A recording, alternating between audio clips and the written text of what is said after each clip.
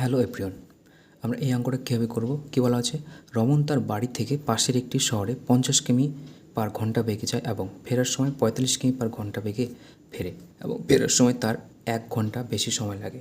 প্রতি ক্ষেত্রে সে কত দূরত্ব অতিক্রম করেছিল? তো এই অঙ্কটা করার জন্য একটা সূত্র আছে, সেটা হলো D equal to S1 into S2 by S2 minus S1 into time difference. এখানে S1 আমি ধরে নিলাম কত, 45,